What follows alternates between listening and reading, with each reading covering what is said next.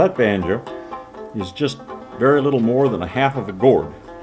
It's a replica of a banjo that was illustrated by a British traveler in the American South named John Sloane, and he was down there right at the very end of the 18th century, that is to say in the late 1700s, and he saw slaves playing musical instruments to accompany the dances down there, and what struck him and impressed him was this instrument made out of a gourd body.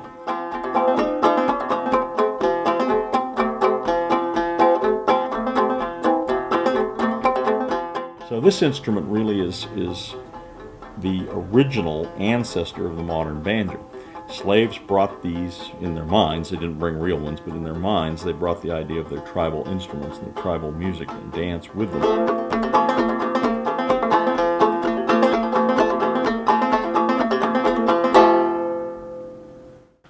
These white travelers like Sloane and others who went down the Mississippi Delta and other places and heard black players strumming on the banjo, picking on the banjo.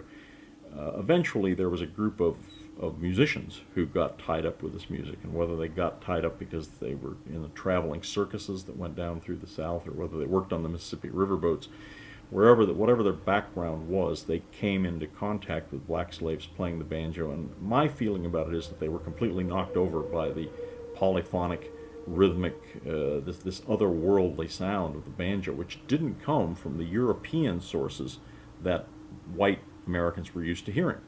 And all of a sudden these musicians are going down the South and they're hearing black players who come from the African traditions playing their own music, and it's totally different. It's rhythmically constructed differently, sounds different instruments, everything about it is new. And it blew their minds, to use an old phrase. And the first banjos that you see played in white culture, and that's pretty much among the minstrel shows and the theatrical performers starting in the late 1830s. You see these banjos that have that same kind of wooden neck, the same 5 strings on them, but the body is a drum. It's a bent wood hoop with a skin head, sometimes with 2 skin heads, one on the front, one on the back. And that's where we get to the minstrel banjo, and this is what it sounds like.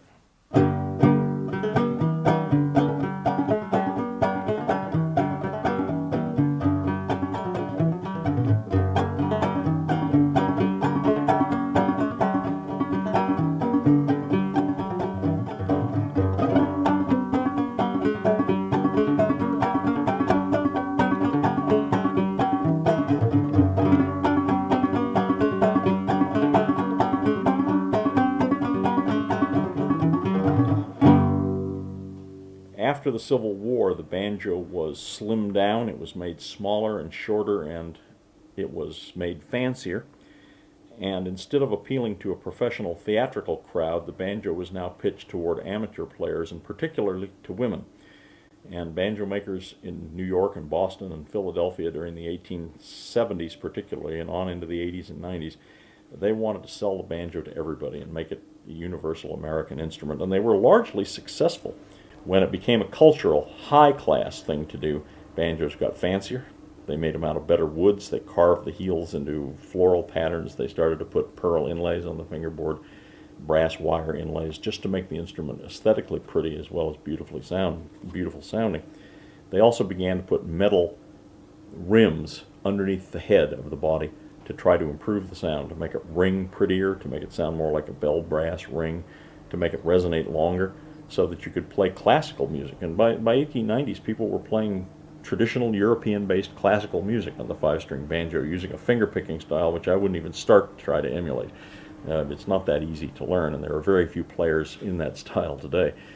But the banjo itself was improved, quote-unquote, from its original early gourd and wood-bodied antecedents to this modern banjo, which is factory made in a sense. You can carve a lot of necks, and you can go to a machine shop and make a lot of the heads, a lot of the parts. The rim that holds the head on is made of metal, and all the hooks and the flanges and the nuts and everything that hold a banjo together can all be mass produced.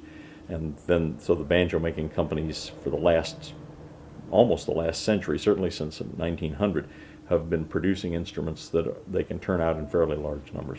So the modern banjo has all those improvements. It has modern plastic head, metal strings, and it has the addition in the back of some kind of a metal bell brass ring or something sitting on top of the, or along the rim of the banjo head to brighten up the sound. If it wasn't for that, we wouldn't have any bluegrass or anything.